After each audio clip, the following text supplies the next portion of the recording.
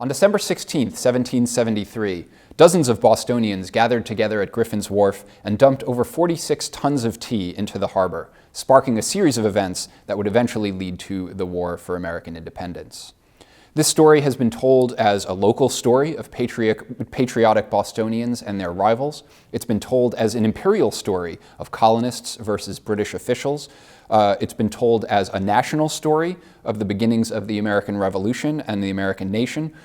But we also need to tell a global story of the Boston Tea Party, as we can see in the first image, a German print that shows people of African American and Native American and European descent watching the Boston Tea Party unfold in the harbor. This is an imagined scene, but I still think that it shows the global flavor of the Tea Party and its importance and the type of people that the events of the Revolutionary era, the type of impact that these events were having on different peoples.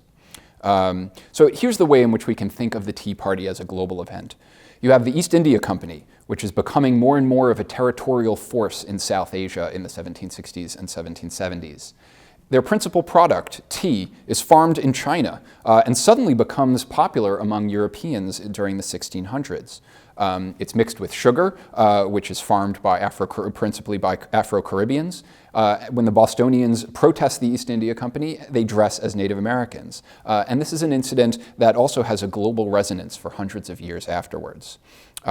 This is also something we can see in the second image, which was published in Paris in 1778. In this image, Father Time projects an image of an exploding teapot and shows the Revolutionary War with allegorical figures in the foreground representing America, Africa, Europe, and Asia, all looking on and watching these events unfold. In this image, an American army advances on the British army while a rattlesnake leaps from the teapot, and the rattlesnake itself was another symbol of America. Meanwhile, a French rooster fans the flames and stands atop a defeated British lion.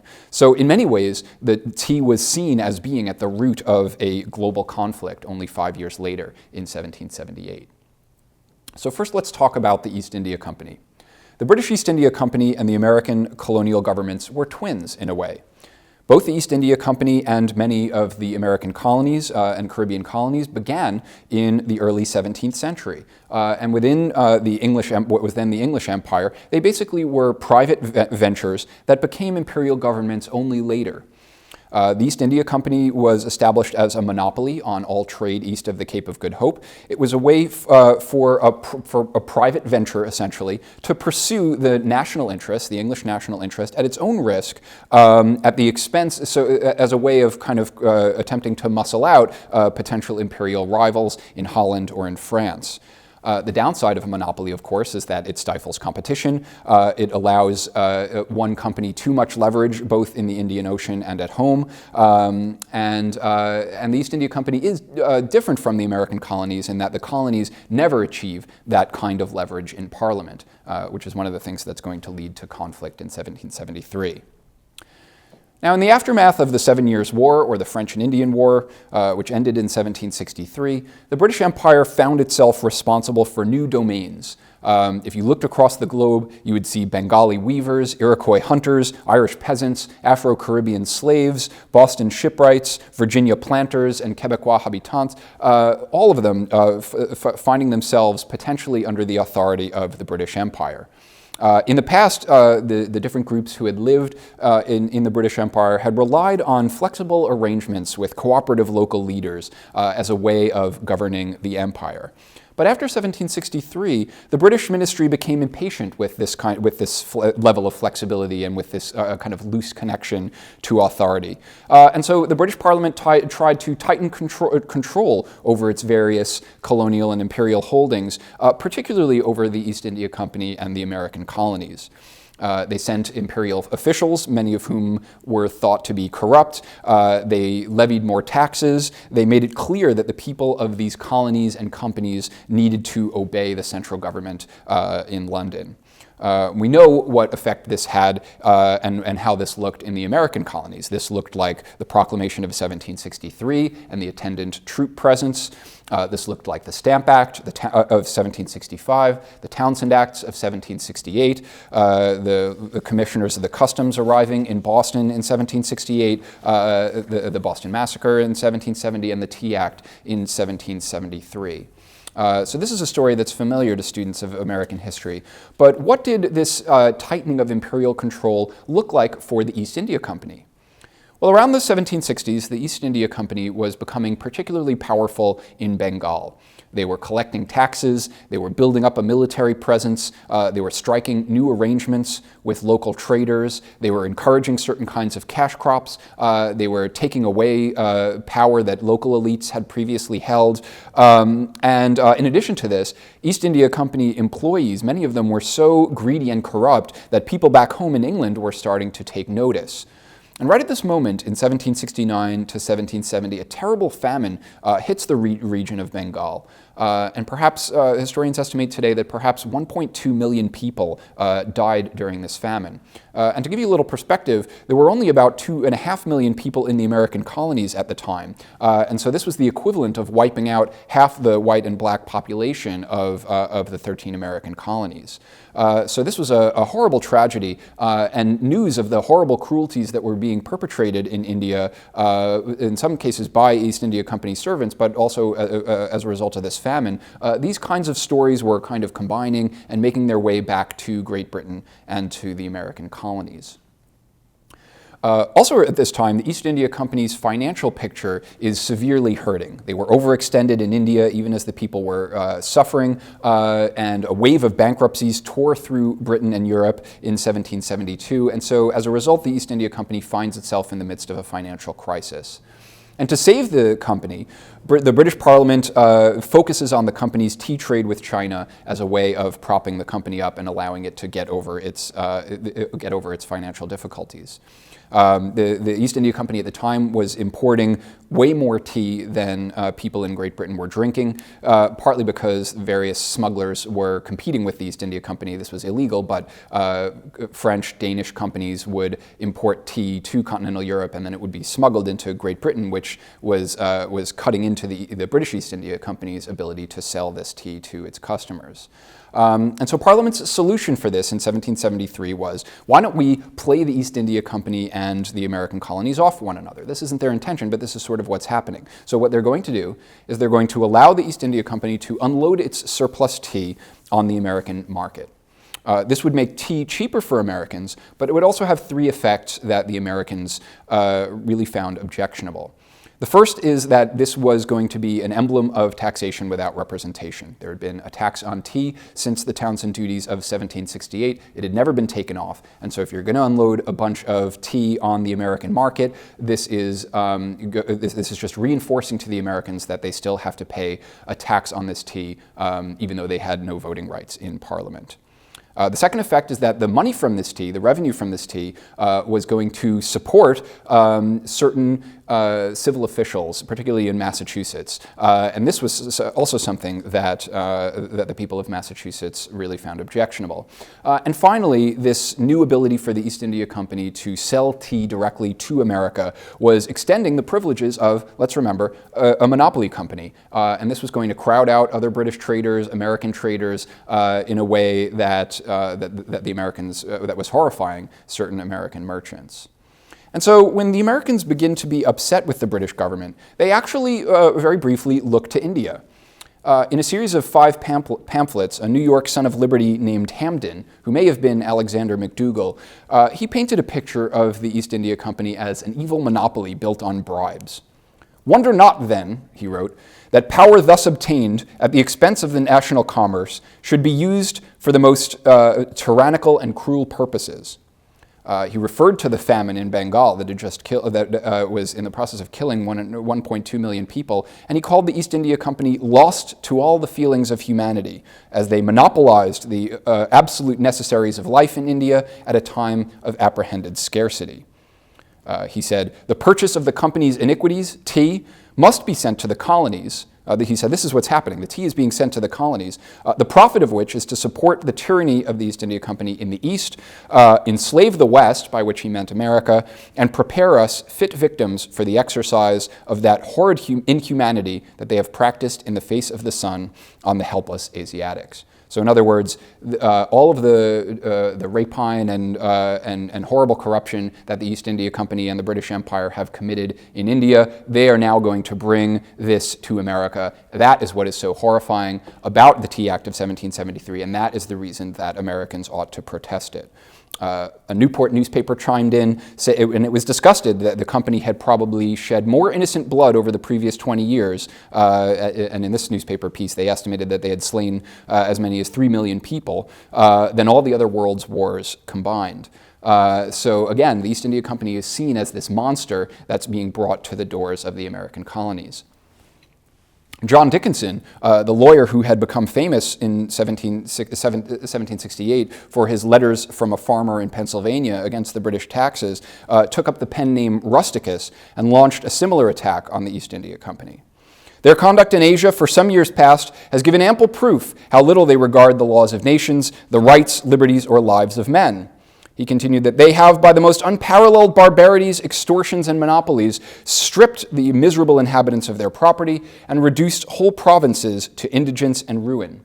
1,500,000, 1.5 million, it is said, perished by famine in 1 year, not because the earth denied its fruits, but because this company and their servants engrossed all the necessaries of life and set them at so high a rate that the poor could not purchase them. Having denied Bengal of its wealth and corrupted it, he wrote, they now, it seems, cast their eyes on America as a new theater, whereon to exercise their talents of rapine, oppression, and cruelty. The monopoly of tea, I dare say, is but a small part of the plan that they have formed to strip us of our property. But thank God we are not sepoys nor Marathas, but British subjects who are born to liberty, who know its worth, and who prize it high. Most Americans, by saying these things, they're not looking to start a global revolution that would include Indians and Americans side by side overthrowing the British Empire. And as you can tell from these quotes, these American writers still had quite ethnocentric views of who deserved liberty and who didn't. But still, they saw India as a warning, and in response, they were going to dump this tea into the harbor at Boston to prevent this type of monster from coming to America's shores. And eventually, the resultant political conflict would erupt into bloodshed at Lexington in April 1775 and the 8-year war that followed. So having discussed the East India Company and why it struck the Americans so important, let's talk a little bit more about the commodity that they were selling and the commodity that the Bostonians would subsequently dump into the harbor, tea. And I want to talk specifically about the journey that tea takes from China to Europe to America, most of the way around the world. Why was tea so important to the Bostonians' protest? Was it just a symbol that they happened to pick up because Parliament charged a 3 penny per pound tax on it? Why did it strike the people of the time as being so significant? People would later say in the middle of the Revolution, oh, this little thing called tea has started this huge world war, and it struck people as so ironic at the time. But I think if we understand the mentality of the people of the 18th century towards tea, we may be able to make this seem a little bit clearer. Beginning in the 1580s, Europeans adopted 3 caffeinated drinks that basically they had never heard of before. One of them was chocolate, which came from Mexico. One of them was coffee, which came from Ethiopia and Yemen. And the other was tea, which came from China.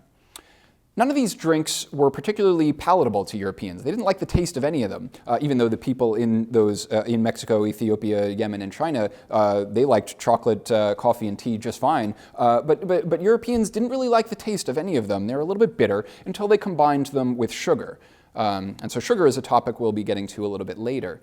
All the tea prepared for the global market at that time came from China. You could find tea in the foothills of India, but that stuff isn't making it to the coast and being sold around the world. The tea that people were drinking in Russia, in Persia, in Europe at the time, all of that came from China, where it was deeply embedded in the culture. It was carefully cultivated, processed, and then brought to Guangzhou or Canton, where European trading companies were allowed to purchase it, transport it wherever they wanted it, and sell it. In Britain, tea was initially a curiosity, and then it became an expensive luxury, sometimes used as a medicine, right? Now we think of tea as being so deeply embedded in British culture, but at first, it wasn't common enough for English people to have definite opinions about it or what it could be useful for. But by the 18th century, by the 1700s, it had become a major commodity. It was by far the most valuable import of the East India Company, which was importing 13 million pounds of the stuff in 1772. And the duties collected from tea that the British government collected accounted for 6% of Great Britain's national budget. So tea is important to the government, it's important to the economy, and it's becoming important to the culture. As the supply grew, as I mentioned before, this was partly because of the East India Company and partly because of smugglers, but as the supply grows, the price drops, and so more and more people in England and Scotland could afford to drink tea. Tea also becomes one of the many new imported goods that Americans were enjoying during the 18th century. During the 17th century, they couldn't necessarily afford as many English goods. All of a sudden, beginning in the 1740s, Americans can afford all sorts of stuff to import from England and Scotland, and tea is one of them. Tea becomes, even though Americans are enjoying lots of new imported luxury goods, tea becomes particularly savored in America, just as it was in Britain, because it was an exotic stimulant, it was a status symbol, and it was the focus of a feminine domestic ritual. So I'll draw your attention to the third image from 1764. This is called The Honeymooners. It was part of an English series of paintings about modern love. And you can see this young woman adding sugar to her husband's tea, right? So reinforcing this sense of them as a couple is the idea of the woman serving tea to her husband.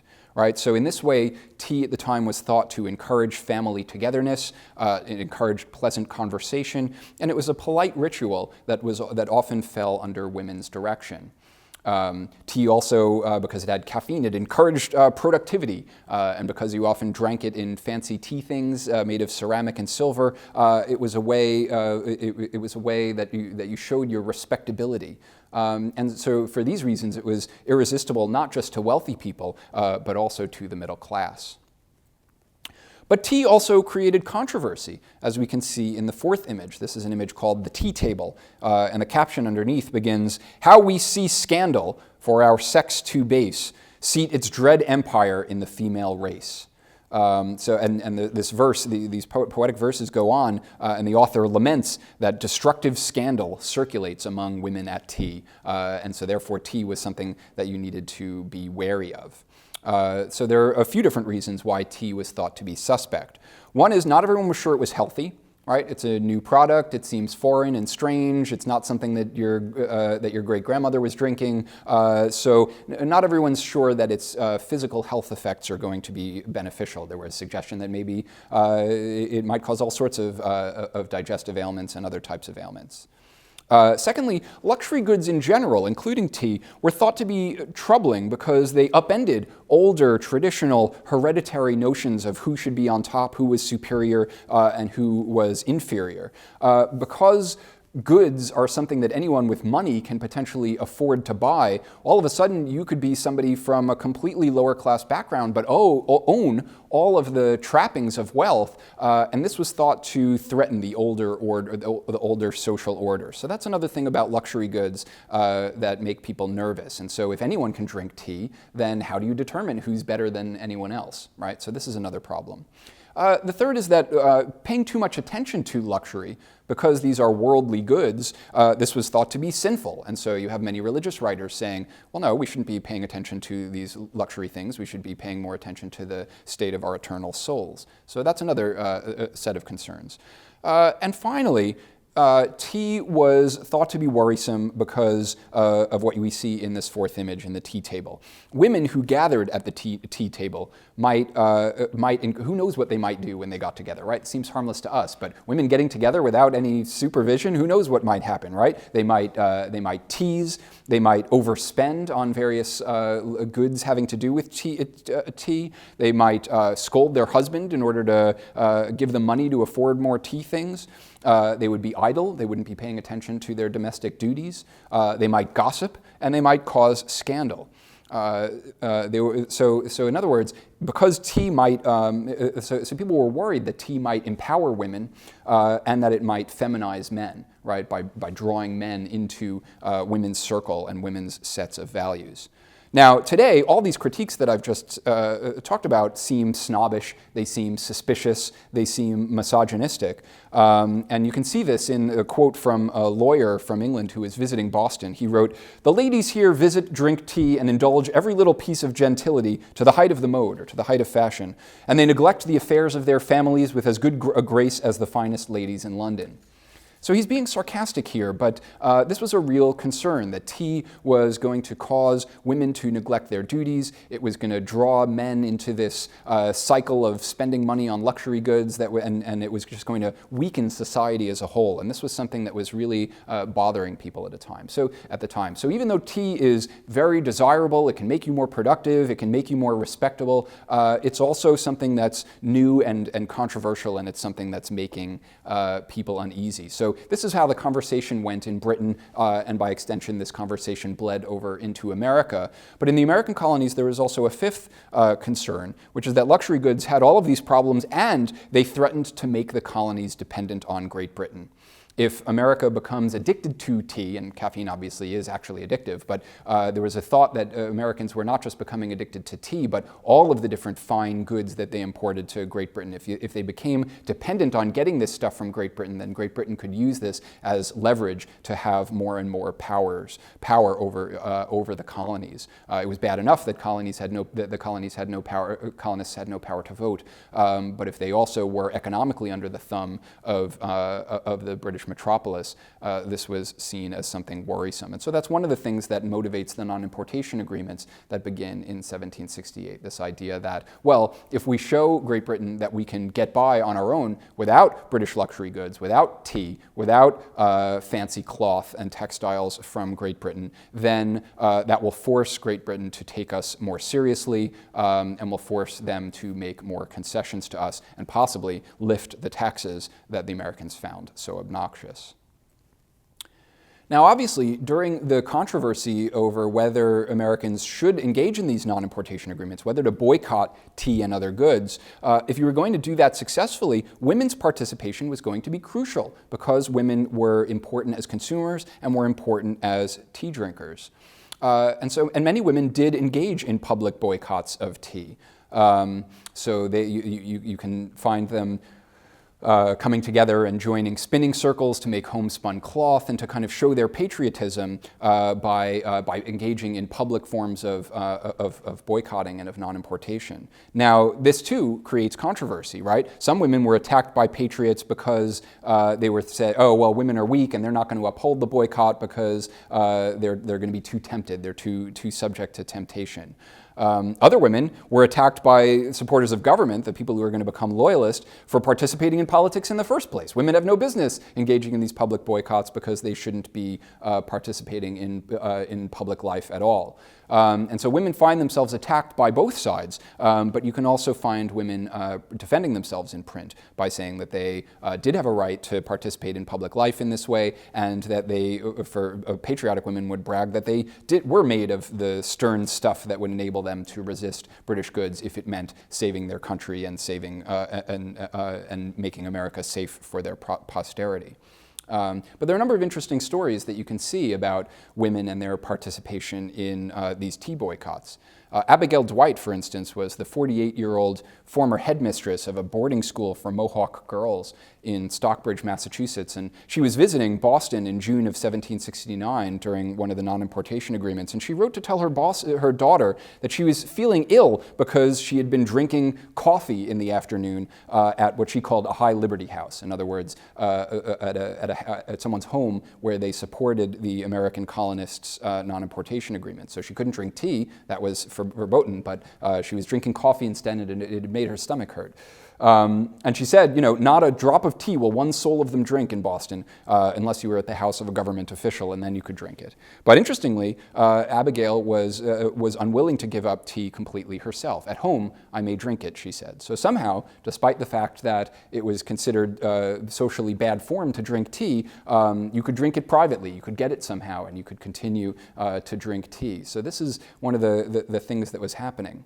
Clara Barton, the founder of the American Red Cross, remembered hearing that her grandmother, Dorothy, and her great-aunt, Martha Moore Ballard, were sipping tea in the cellar while her great-uncle was away, because he was a staunch supporter of the Patriots. And so it's interesting. Some of women's fondest memories of these non-importation agreements were these little family rebellions, right? Drinking tea while the men of the house were away. So what we can see is that some women joined men's vocal rebellion against the tea and showed their public spiritedness that way. But other women quietly used the tea boycotts as a platform to stage their own little rebellion against men's authority. So in spite of all these controversies, one thing to remember is that Americans in the 18th century loved drinking tea. They gave it up after 1773, not because of the Boston Tea Party and having a prejudice against tea, but because when their own avenues to China and Great Britain were cut off, they eventually turned to coffee, which could be grown in the Western Hemisphere in places like Jamaica and Brazil. And that's mostly the reason why America became more of a coffee-drinking country than a tea-drinking country, unlike Great Britain. So the next subject I want to talk about is sugar and slavery. You couldn't drink tea without sugar if you were an American or a Briton, and much of New England's economy was based on trade with the slave economy of the Caribbean, where sugar was grown. So we hear a lot about tea boycotts in the 1760s and 1770s. Was anyone at that time thinking about boycotting sugar as a way of protesting slavery? And for the most part, the answer is no, not until the 1790s.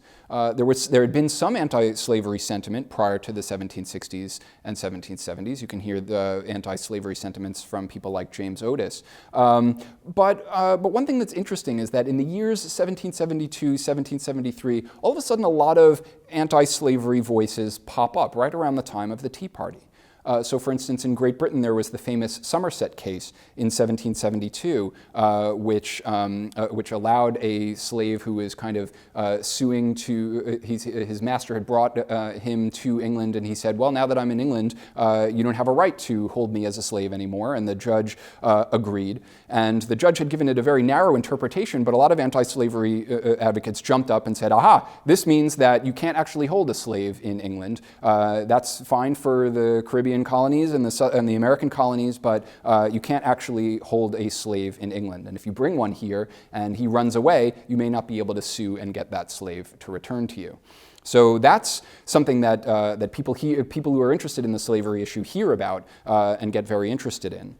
A man named James Swan, who we think was a participant in the Boston Tea Party, he wrote a pamphlet arguing against slavery in 1772. So it's interesting to think about him aboard these ships throwing tea into the harbor when he was also a staunch anti-slavery advocate as well. Harvard students discussed a ban on slavery, on the slave trade at commencement in 1773. The poet Phyllis Wheatley became a transatlantic sensation in 1773, so all of a sudden people are reading the words of an African-American poet. A number of black petitioners approached the Massachusetts legislature and asked them to end slavery in 1773. The House of Representatives actually does so, but it's vetoed by the governor. In the aftermath of the Tea Party, the town of Medfield spoke out in favor of the Tea Party, and they spoke not just about Parliament and its violations of the Massachusetts Charter and their complaints against the tea tax, but they also spoke out against slavery. So there were some people in Massachusetts who kind of combined these critiques together. And finally, another connection between the issue of slavery and the Tea Party is that the owners of one of the tea ships, the Dartmouth, were the Roach family, R-O-T-C-H. 2 generations of Roaches were active opponents of slavery. This was a New Bedford family that was also part of Nantucket. They were Quakers. They purchased indentures in order to free slaves. They convinced many Quakers to give up slaving. They paid for lawsuits on behalf of slaves who were seeking their freedom. Some historians claim that the Prince Boston case in which the Roach family was involved in the early 1770s effectively ended slavery on the island of Nantucket, just as the Somerset case ended slavery on the British Isles. And one thing that we can ask ourselves is that why the Roach family mostly dealt in whale oil rather than sugar? Did they have some sort of moral component to the trading sectors that they were involved in? And it's interesting to kind of ask ourselves, in the search for freedom in a world of tea and sugar, was it the Roaches rather than the American patriots who really had the right idea? So I think that's an interesting question. If anything, I argue in the book, the Boston Tea Party kills this nascent infant American anti-slavery movement by forcing everyone to focus on the coercive acts and the British, and by giving Massachusetts a lot of good reasons to be nice to Southern slaveholders, right? If you're shaking hands with these guys at the Continental Congress and you want their alliance against Great Britain in 1775, 1776, you're not going to be quacking loudly about let's get rid of slavery. You're going to have to kind of keep that conversation mum if you want that alliance to hold. So now slavery is eliminated in Massachusetts during the American Revolution, but quietly. There's no big announcement. There's no day of jubilee for the freed slaves. And so, so Massachusetts has to kind of quietly do away with slavery, and there isn't some big moment that might have created some sort of moral sea change in the United States. Later, in the 1850s, the Boston Vigilance Committee rescues a fugitive slave named Shadrach Minkins from the United States Marshals in 1851, who are trying to seize him and bring him back to the South. And after when this happens like on the Boston waterfront, right, the same area where the Boston Tea Party had happened. And the famous anti-slavery activist Theodore Parker calls it the most noble deed done in Boston since the destruction of the tea in 1773. So only much later in the 1850s are people thinking about the anti-slavery movement and the Tea Party in the same terms. But in 1773 initially, the Tea Party itself has little to say about slavery.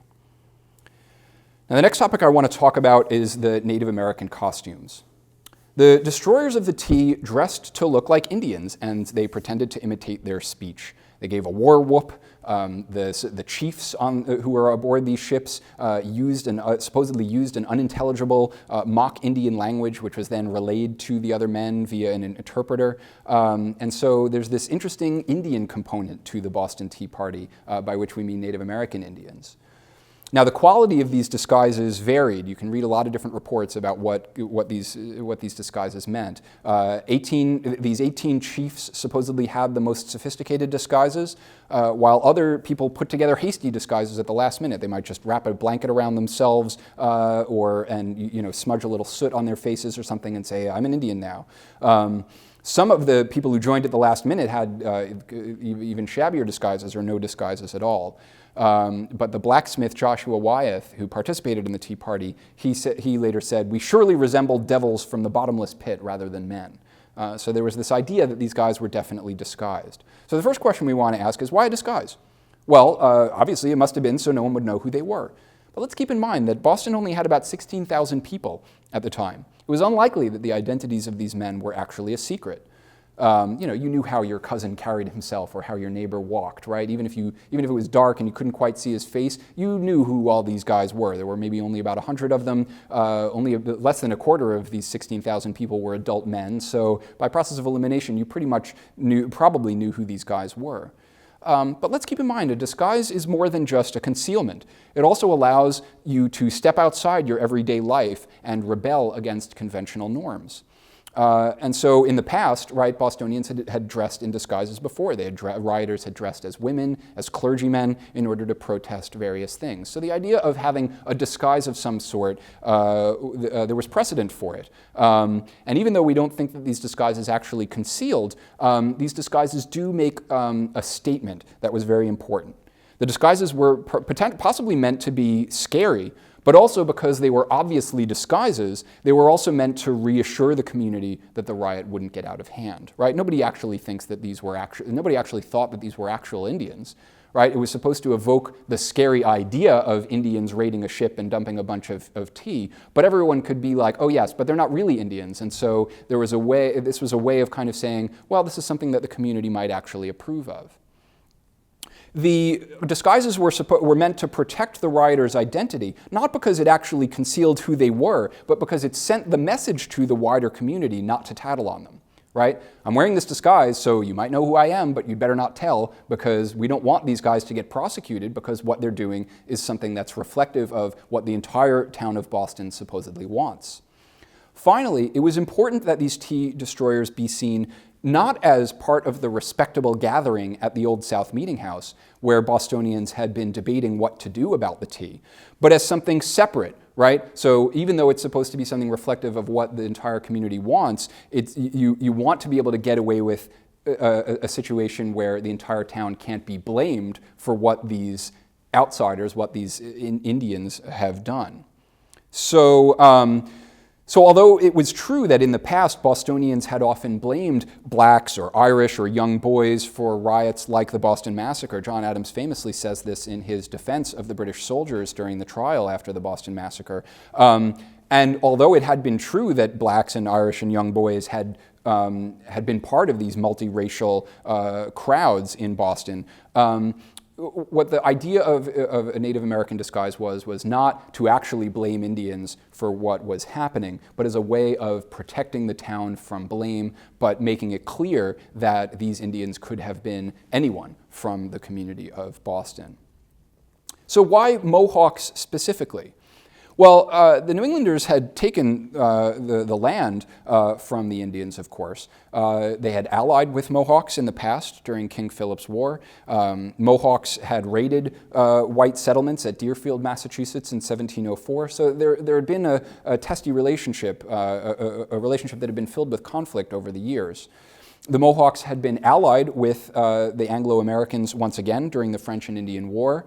And after that war, the British were victorious, and the Mohawks, like the other Iroquois, suddenly had no way to counterbalance British power. They used to be able to play the French off of the British. Now, the British are the only game in town, and the Mohawks themselves said that they were worried about being made slaves to the British Empire.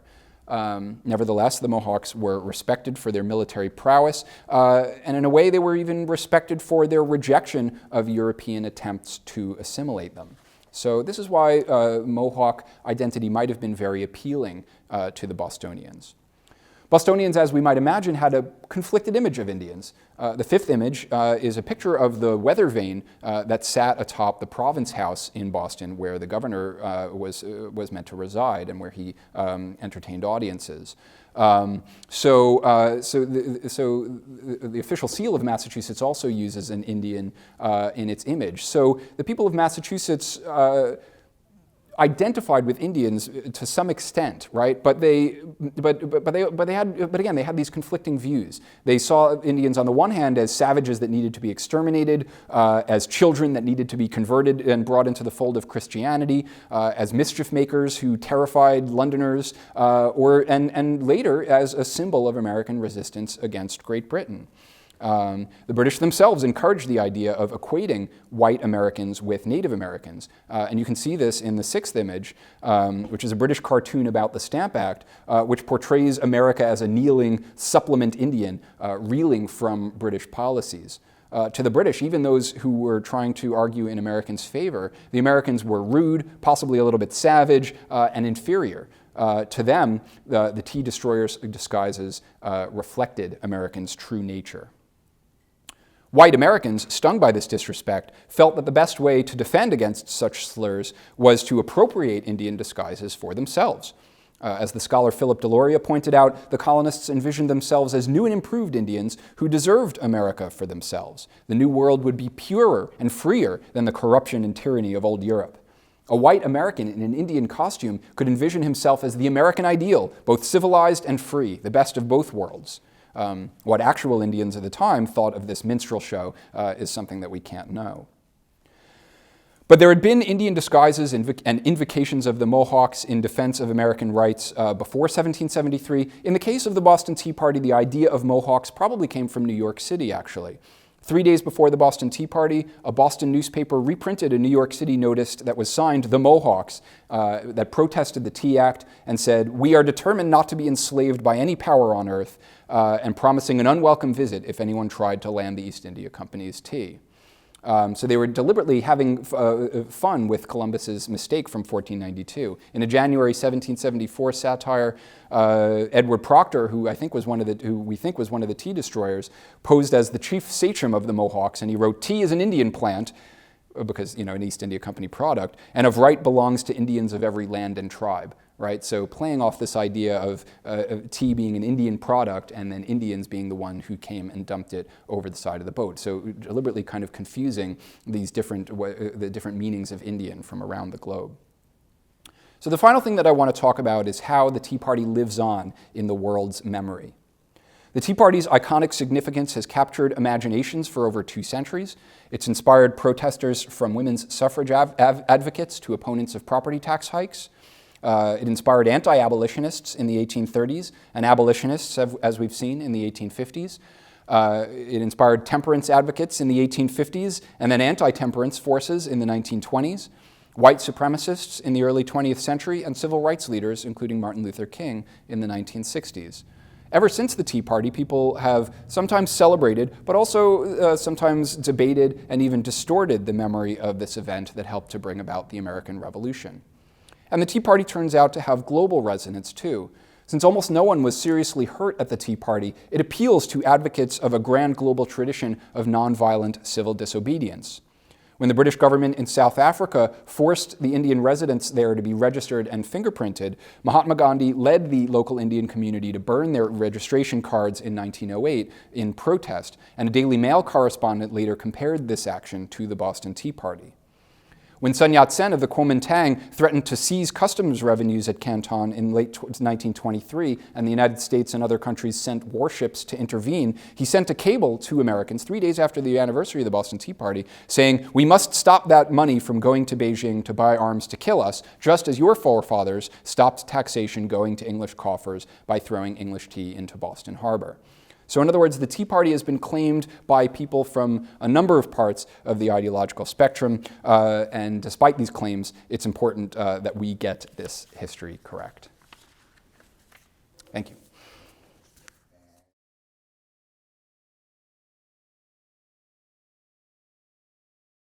Well, the East India Company had been given its position initially. The reason why you wanted to grant a monopoly to a company is the government itself didn't have the funds or the means or the political capital to do these things on their own.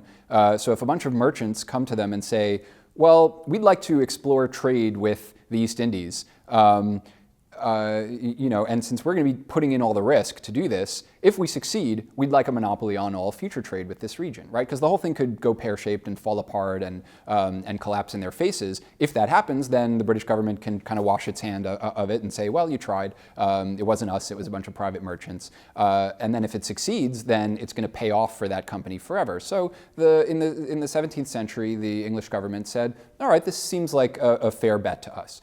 And so 170 years later, right, the East India Company is still a monopoly. It's become deeply imbricated with the British state in a number of ways. A number of members of Parliament were stockholders in the East India Company. The East India Company was probably the second most important financial institution in the British Isles after the Bank of England itself. And so if it were to collapse, large sectors of the British economy might collapse with it. So and obviously the East India Company had been a source of tax revenue for the British government. You didn't want that to just go away. It had been a source of wealth in a variety of other ways because of the economic and commercial profits that the company had generated. So so really, the simplest way of explaining it is that by 1773, the British government believed that the East India Company was too big to fail. It couldn't, just as with the banks or the auto companies over the past few years,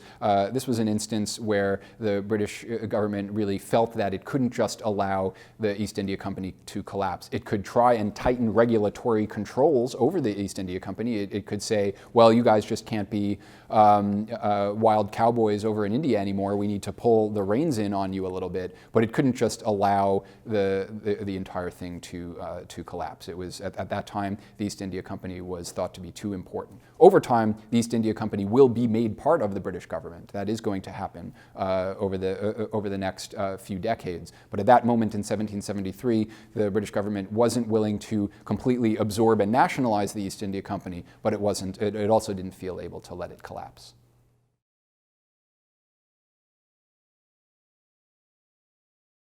The colonists believed that Parliament had no right to tax the American colonies because the American colonies didn't have any direct representation in Parliament. So this is what the phrase "no taxation without representation" means. It meant that if the American colonists have no right to vote for representatives in Parliament, then Parliament as a body had no right to tax, and some even thought that Parliament didn't have any right to legislate for the colonies either. Once the Americans make that decision, then it's not clear that the Americans belong in the British Empire at all.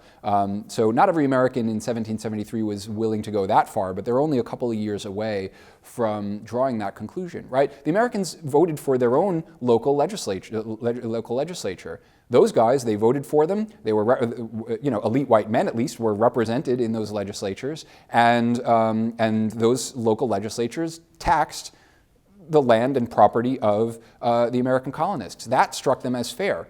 Parliament, sitting 3,000 miles away with no direct representation from America, maybe it was okay for Parliament to enact commercial legislation and say, well, no, you can't trade with the French during wartime. That struck them as a reasonable sort of law. But the idea that Parliament could directly say, you must give us 3 pennies for every pound of tea you import, that was something that struck the Americans as offensive, and it had struck them as offensive ever since the Stamp Act of 1765, which really would have been a very invasive tax on every legal document and newspaper and other printed material in the colonies.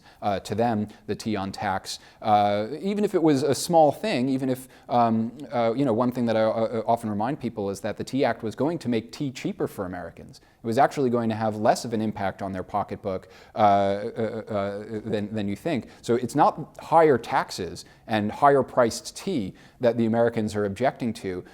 It's actually just the principle, right? The idea that, well, all of a sudden we're being seduced into getting cheaper tea, and once we accept the idea that, oh, we'll pay the tax so the tea is still cheaper, once they're seduced into that mindset, then Parliament will say, okay, great, the floodgates are open, let's tax every single thing the Americans buy from Great Britain. And so that kind of slippery slope argument was the reason why people like Samuel Adams were really trying to hold the line and say, no, we have to insist on this principle of no taxation without representation, or there'll be no end to the types of taxes that Parliament will want to levy on us. So again, right, it's not the idea of taxes themselves. It's not even the idea of imported goods being more expensive that's worrisome to them. It's the principle and the slippery slope and the dangers that were around the corner that really concerned the Americans. And it was their relationship with the British government that was at stake.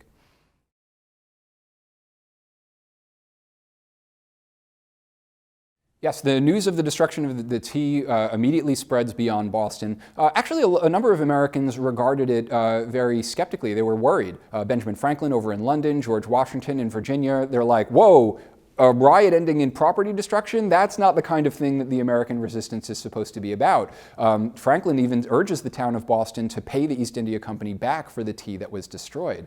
And he later changes his mind, and people end up rallying around and saying that the Tea Party was, this patriotic event that was preliminary to the American Revolution. But at the time, not everyone celebrated it. Plenty of people did. There were plenty of towns in Massachusetts who were corresponding with the Boston Committee of Correspondence who said, right on, we don't advocate violence, we don't advocate property destruction, but sometimes your back is to the wall, and it's pay now or pay later, and we're not saying you did the right thing, but sometimes people are forced into this sort of thing, and that's what happened. So yeah, the news does spread far and wide, and as you can see from the graphic images, the first two graphic images, it's seen as being this kind of global event.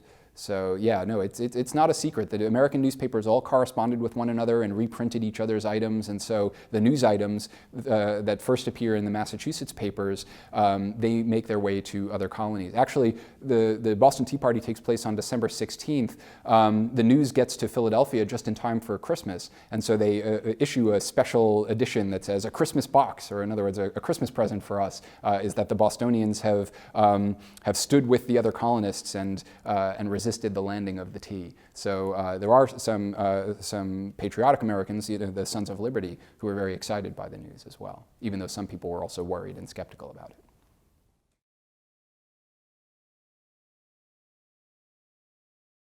There's a famous cartoon that shows the ladies of Edenton, North Carolina, refusing to drink tea as part of the boycotts of 1774. And there was later a satirical British print showing this, which seems to kind of suggest that that these ladies shouldn't have gotten together and made this declaration that they wouldn't drink tea, that this was inappropriate this was something inappropriate for women to do.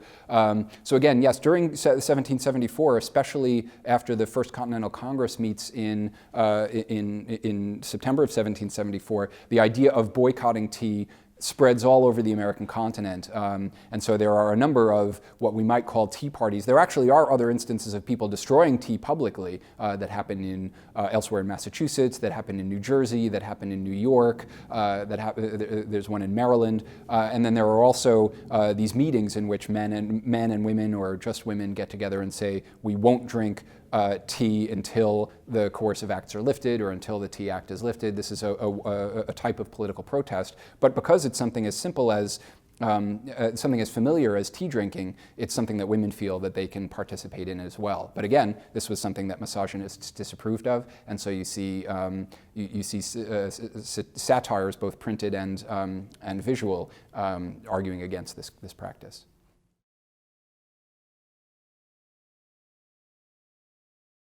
And the answer is it's both, and it depends on your perspective. Groups like the Earth Liberation Front have said, well, in the past, right, have said, well, we can blow up SUVs as a protest against climate change. Obviously this was thought to then be a criminal act. So the Tea Party in some ways might look like the same kind of thing. Yeah, nobody was hurt. Some people were hurt, but no one was killed as a result of this. But the equivalent of in today's dollars of between $1 and $2 million worth of property was destroyed. Is this the kind of behavior that we think people ought to be engaged in just because they don't like the laws? I don't think that that's something that we're always willing to accept. So I think that actually throughout American history, people have not only thought of it as a patriotic act. In fact, the first people to come forward about participating in the Boston Tea Party, as far as I can tell, don't really do so until 40 or 50 years later, when most of the men who had participated in the Tea Party were very old or dead. And so there's some evidence to suggest that some of the people who participated in the Boston Tea Party were kind of ashamed of what they had done, right? That this wasn't something to brag about, that this was something that they had done that was lawless, that was an act of property destruction. And because people in the 1820s and 1830s were still dressing up as Indians and rioting against local governments, it's not necessarily the type of behavior that Americans wanted to encourage. Now, look, the end result of it was the American Revolution, and that it has been a source of pride for Americans. But did the did the ends justify the means? That's something that Americans have actually been surprisingly ambivalent about, and they have not always been willing to kind of say, yes, the Boston Tea Party was an unalloyed act of heroism. It was something that all patriots ought to be willing to do in the name of liberty. I think that most people wouldn't be willing to follow that argument to its logical conclusion, although in American history there always have been people who have been willing to follow that argument to its logical conclusion. So I don't think there's a right answer to that question. What level of oppression would it take for that kind of act of vandalism to be seen as justified? I think that that's a question that people in various societies all over the world have asked themselves since the beginning of time.